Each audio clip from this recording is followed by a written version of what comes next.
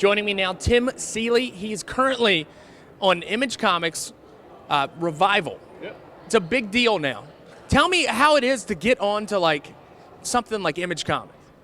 I mean, it's an honor for me because when I grew up, I was 13 when Image sort of hit the scene, and I saw that whole thing where the big guys left and went over to form their own company. So, working for Image to me is still sort of an honor. Like I still nerd out about it when I see the credits on the bottom and it says like Todd McFarlane and Eric Larson and Mark Silvestri is like the guys who run the show. But I just think they're pretty much they're the best thing in the industry for doing your own thing, for getting as many people as possible to see it, because Image has such a good name with comics that that you're so much better off doing something with them, create around, than trying to do it by yourself. So it's great. I mean, it's a dream come true for a little nerd like me. So.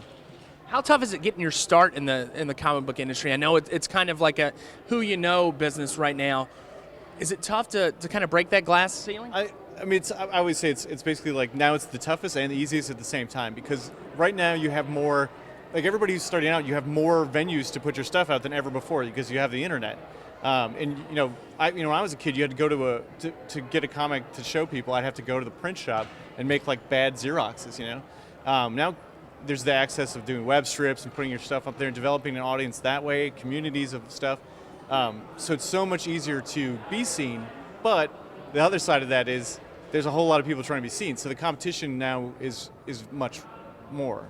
And I think that's not going to change. I think that, as media gets easier to use and technology gets better, it's always going to be that sort of deluge of ideas, and the sort of the cream of the crop always rises up. Yeah, I was thinking it's almost like it dilutes some of the talent out there, but then again, you have to be a little bit more creative. You have to be a little bit to kind of get your face out there. Yeah, absolutely. And the old saying, I think Mark Waid said it, was like breaking into comics is like breaking out of prison. Once you figure out one way to do it, that way is closed forever.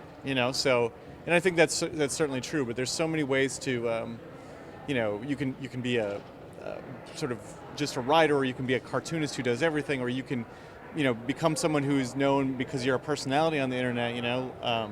There's so many other ways to get attention and get people to follow you that, there's times I get jealous when I think of what we used to have to do and stand in line at cons, and it's totally different now. So. Yeah, like back in, I'm sure when you were younger, you were on the other side of the booth. You were the one that was waiting for to get to look at my pages or whatever, and that was also a time when when you were trying to get someone to read a script or something, it was never going to happen. So I mean, I kind of drew because people would actually look at art. Like I could make that happen, getting people to look at a script. So I had to draw my own stories so someone would read them. But that's why you see all these kids they're doing their web comics and they control everything, and it's their voice that makes it appealing. So yeah, I'm jealous. Pretty jealous. Now, was there any certain run of comics? Was there a storyline, or what got you? Like, when did you know? Was it the Keith Giffen run of Justice League, or what? No, I mean it was a whole bunch of stuff. But I happened to hit such an important age where it was like, there was great stuff in the late '80s, early '90s, and then there was a whole bunch of crap in the early '90s. So I kind of got to see like, oh, this is how it can go horribly awry. But I think, I used to get the classic X-Men. It was called Classic X-Men. It was reprints, but it was John Byrne and Chris Claremont X-Men stories. And I think like that and the Avengers stories at the time, like I think I was like 6 or 7. I was like, this is what I'm doing. But as far as like really sort of getting it and like feeling like, this is something I can have a voice for, I feel like it was either the Tick or the Crow or both.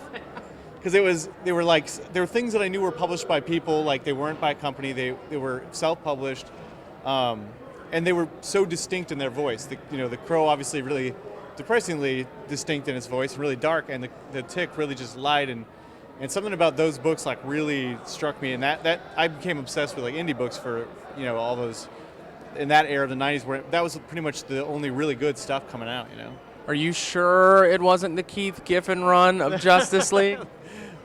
I do recall enjoying that stuff, and I'm But, sorry. you know, I've been You're on. in on it. You're I've been reading it. yeah. I've been reading the run. I just went on eBay. I bought a ton of them Yeah. because I read a few of them, and it's so like it touches your heart in a Yeah. way that you're like Booster They and don't Beetle. make stuff like that anymore too. It's like that was this weird moment where you could make funny superheroes at the big two, and people would read them. And now, it's impossible. You can't get people to get into. I mean, indie comics and stuff they're certainly into, but Unless you're Robert know. Downey Jr. right. Then you can be just cocky and crack one-liners all day, and everybody loves it. But yeah, it's weird. But I mean, that sort of era of stuff was like because I still like my superheroes funny and light. Really, I mean, I enjoy a certain amount of dark superhero stuff, but the Tick and that era of Justice League and like Scud the Disposable Assassin when it was coming out. If you ever read that.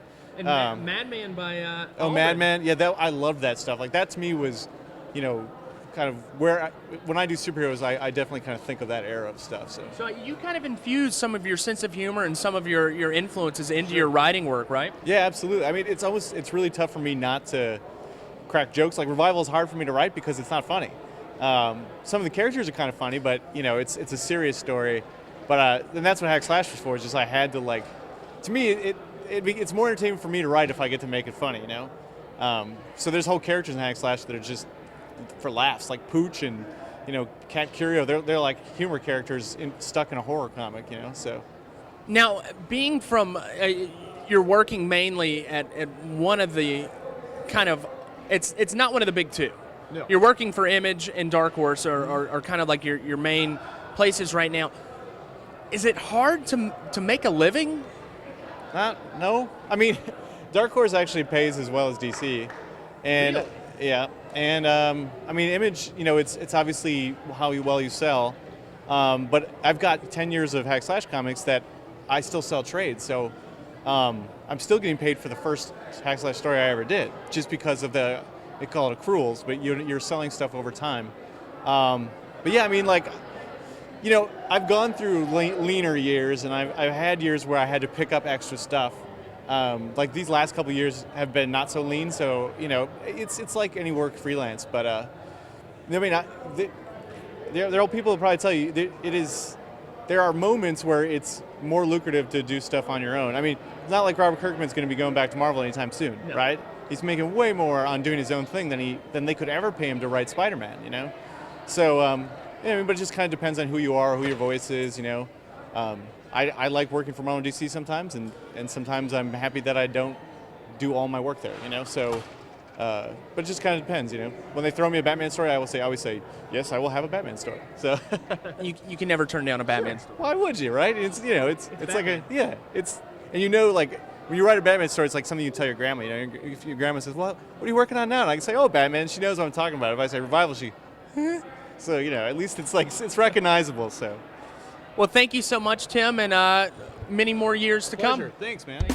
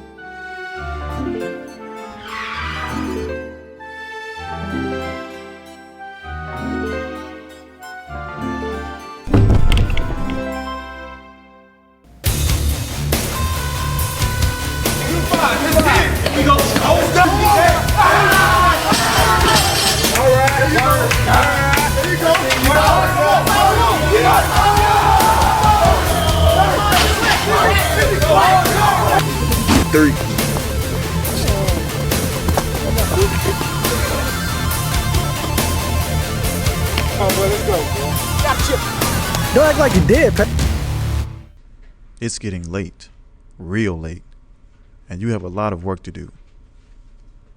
Your assignments are due in the morning, but you'll wait till the last day to do it. Instead of doing your work, you'll head for a party and forget all about your assignments. It's now 5:30 in the morning, and would you have time to finish your assignments after you partied so hard? I don't think so. Don't be a procrastinator. Do your homework.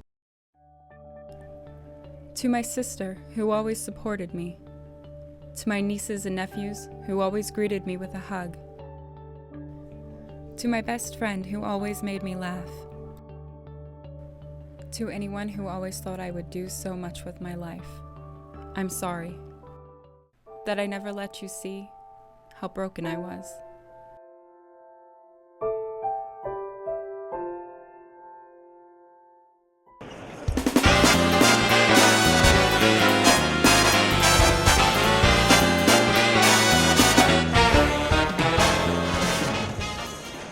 You're watching Comic Culture. Joining me now, Steve Haynes, the co-founder of XCON. Steve, tell me a little bit how this idea developed over the past 6 years. XCON really developed from a huge void in any fan-based activities in the Carolinas. The fact that Myrtle Beach didn't have a convention in the first place really bugged me. I was told by all the people in the world, you can't do a convention in Myrtle Beach, it's just not going to happen. Right. Well, here we are, we're sitting in the convention. So. Well, tell me how it's grown. I know last year was a little bit smaller, but each year as it goes by, it gets bigger and bigger. Is it the influence of all sorts of comic stuff coming in? Sure, everything makes a difference. The comic book-based movies, the fact that comics are much bigger in our society now, just in general. Big Bang Theory, that makes a big difference. Everybody wants to be nerdy and cool now. Right. It used to be cool to be a nerd, now it's cool. And there's not, I think there's not as much stigma attached to kind of letting people know that you're into that kind of thing. I know growing up, and I'm sure for you, you're a little bit older than me, but I know growing up, I could never see coming to a comic book convention as being like the cool thing to do. It's really a huge difference in the way society perceives comic books and movie and TV characters, just fandom in general. You see the kids all dressed up. Some of these kids spend a whole year working on costumes for this. I mean, look at the Avengers. The Avengers, Iron Man 3, some of the biggest films right now are comic book movies. The Dark Knight Rises was huge last summer. Yeah. So when you've got all of these movies and everything, it's trying to bring in some of the mainstream audiences. So you're seeing jocks out here, you're seeing nerds out here, you're seeing everybody out here who's a fan of these kind of genres. Tell me a little bit about the influence of other genres coming into the comic book convention these days, like your anime and all this. Oh yes, anime has always been kind of fandom's dirty little secret. Everybody loved to watch it, but nobody wanted to talk about the fact they watch cartoons. Even though most anime is not really geared strictly for children, you also find the influence of pop culture now. Something you see at these conventions now, as opposed to 20 years ago, are a lot more film and TV stars. That didn't used to be the case. It used to be all comic book oriented guests. Then you'd have them come out and they'd sign the books and draw some pictures for you, and it would be great. Now it's everybody. Mainline, Oscar-winning. You can find Oscar-winning actors at conventions all the time. And a big thing, we have had something develop over the past 5 years that has become a cultural phenomenon. You've got Walking Dead, which started out as a comic book for Image Comics, and it kind of took on a life of its own. Now it's the biggest show on cable television. Tell me how something like that has pushed comics into the mainstream. I think having what is basically the hit TV show in the world right now, as far as I know, be comic based, is driving the general public toward comic book stores. Yeah. I can't keep copies of The Walking Dead on my shelf. I order more every month. I can't keep them on the shelf. So the impact that is having on fandom, on the comic book industry in general, is tremendous. Comic book sales now are through the roof compared to what they had been 5 years ago, even 6 years ago. We're starting to see comic book sales coming back to the pre-1980s, pre-1990s drop, when comics were huge, when comics ruled the world. And that has translated to television and film. And of course, that's all popular, so you're going to want to have that at your convention because popular is what makes people want to come. Now, Steve he owns a comic book shop here in Myrtle Beach. Now, Steve, you were talking about the drop. Do you think, I know in the early 90s when the comic book boom happened, it was almost like a prospecting thing. People were thinking that they were going to get rich off of it. Exactly. Nowadays, it's just for the love of it. I think it is. I think a lot of people, using Walking Dead as an example, people watch the TV, they want more of it. You know, give me the Walking Dead T-shirt. Give me the Walking Dead omnibus with all the issues in it. Give me the Walking Dead action figures. It's really become this merchandising monster, but at the same time, the heart of that merchandising monster is a really well-written, well-drawn comic book. So there's almost a transcendent impact there that you would not normally see with a normal comic of any kind. You certainly don't see that with Transformers. Right. I don't see a huge spike in Transformer sales when a Transformer movie comes out. People love Transformer movies or they love Transformer comic books. Walking Dead has kind of jumped the line on that. It's become a whole new phenomenon. There's all sorts of merchandising and cosplay going on. We've got the Joker behind us right now. Thank you so much for your interview, Steve. You kind of gave us some insight into a part of the comic book industry that we're not able to see from the outside. But thank you, and hopefully many more XCons to come. Oh yes, we're already planning year 7. It's going to be even bigger than this year. How can it be any bigger? Monsters. We'll be right back.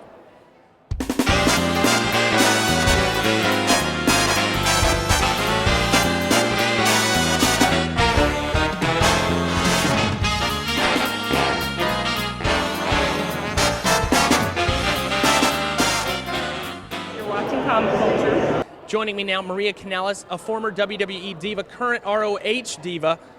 Maria, this is a big deal. It's not a diva anymore. I'm what actually the first lady of Ring of Honor. The first lady. Get it right, please. Or pay the price. You brought me here, right? So you should know who I am, right? Maria is a big superstar in the world of professional wrestling, but you're at a comic book convention. Tell me how the world of professional wrestling and comic books, they kind of parallel each other right now. They do, definitely. I mean, wrestlers are comic book characters. We're superheroes. We're superstars. We are invincible in every single way. So, yeah, it definitely crosses over.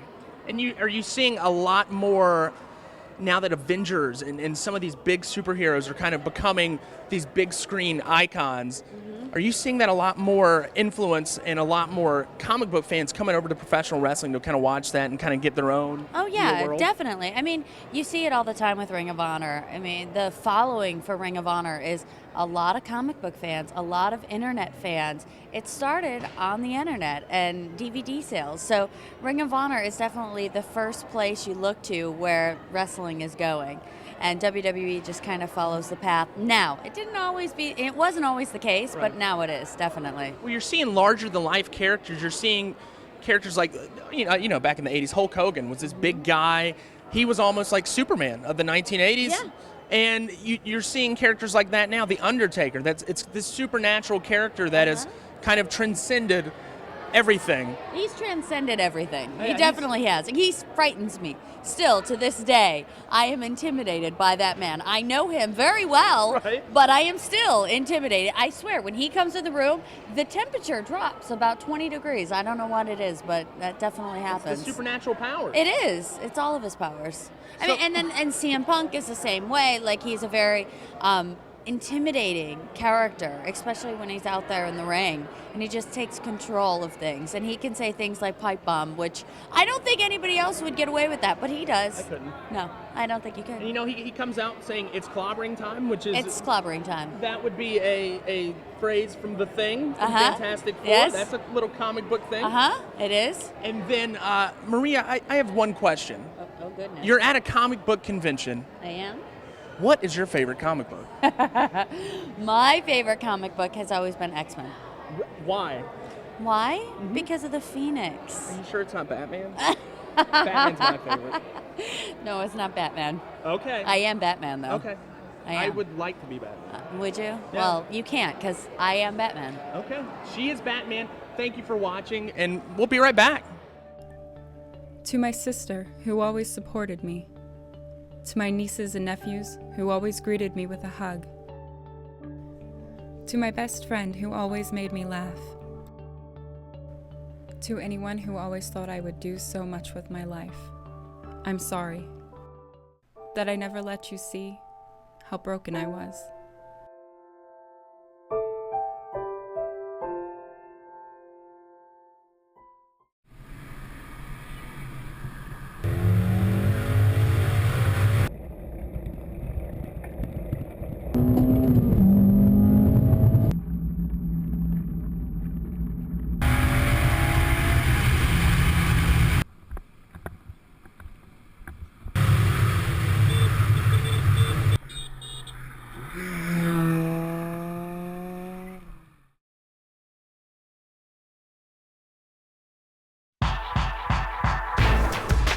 WNCP Radio The Hawk is the place to go to hear about what's going on campus and for the hottest new music and the best shows.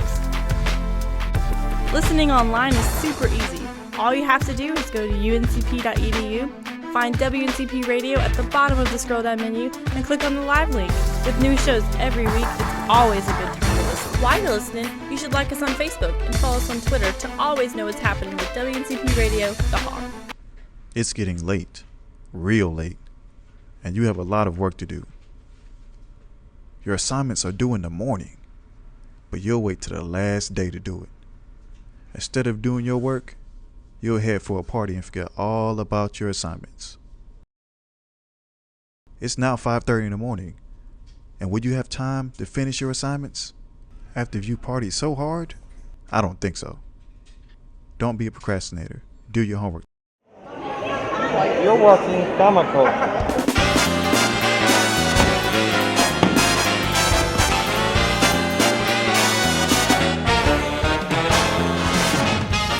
You're watching Comic Culture.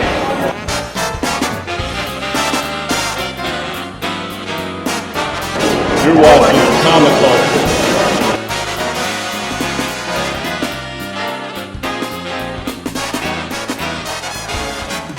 You're watching Comic Culture.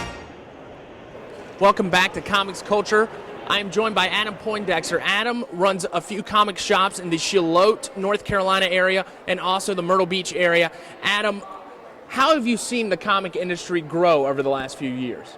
Over the last few years, it's grown exponentially, actually, with the success of the Marvel movies and the all the comic book characters in general, and with Disney buying Marvel and Star Wars, a lot of people are really getting back into the reading of the comics because of the success of the movies. Now, you're also seeing digital sales. Is digital sales, is that affecting your print sales at all?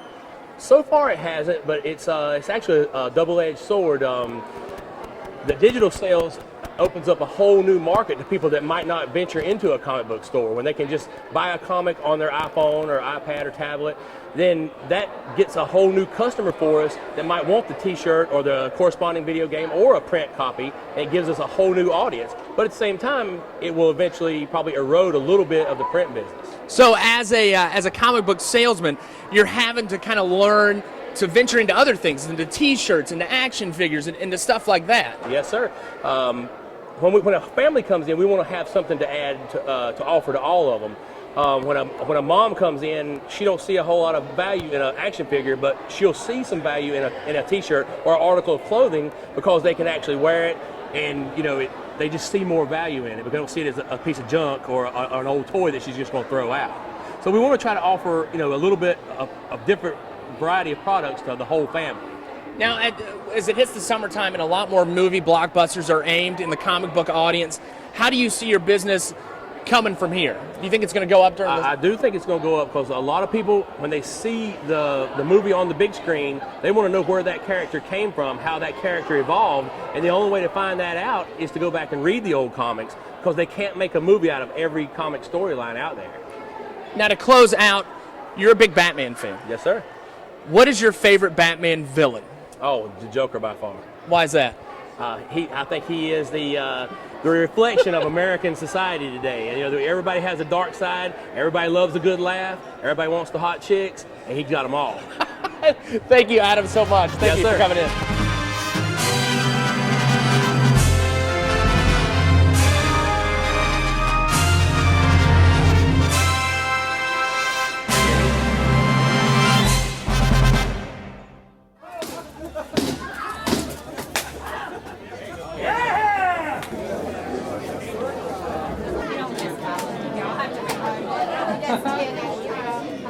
Right now I'm joined by Wallace Roger. Wallace Roger is a true independent comic book publisher. Wallace, what is the process that goes through this? That I know nowadays with the technology the way it is, it's a little bit easier to kind of put together a comic book on your own. Back in the day, it was kind of hard to do, like a printing press type thing. What's it like mass producing one of these things? It's honestly a pain in the butt, really. It takes a while to print them, and it's a true labor of love, really. It's sometimes they don't print out right and everything. I have to throw it away, do it again, but I'm doing this all for you guys. Now, are you printing this with your own personal computer at home? Yes, I am. It's my own personal computer. It's my own money that I'm putting into it. It's something that I love to do. I've always loved to do it, and I'm happy to be here at Comic-Con for sure. Now, what kind of, how are you putting these together? What's the plotting like of these stories? How are you figuring out what to do with these stories that you're coming up with? Well, I'll think of something that happened in my past, and then what I'll do is I'll write down the story, and I'll get that straightened out right, get it just right like I want it, make sure it's accurate, and then I'll start making the comic, which, as you can see, sometimes it turns completely different from the story, but it's all inspired by true stories, and they all are true stories 100%, and I just put it all together in Photoshop. So that's pretty neat. You can use Photoshop and you can use your own personal computer to do something that years ago you couldn't do on your own. Nowadays, you can kind of put it together, and you don't have those editors who are critiquing everything that you write. This is 100% Wallace Rogers. Right, that's right, and I'm encouraging other people to do this too. I mean, it's kind of hard, but it's worth it. It's worth it. Every time I get one of these in my hand finished, it's so worth it, especially since I'm the one in charge, I'm the one that decides what goes into it and everything, and I can make sure that the quality is perfect for my own taste, because if I don't like it, then I'm not going to put it out. And sure, it's a little rough around the edges because it is handmade and hand stapled and everything, but I put my all into this. So it's almost like you have a sense of accomplishment coming from this. Right, exactly. I put my blood, sweat, and tears in this literally, and I've gotten a really, really awesome thing out of it, and I never imagined I'd be here at Comic-Con today.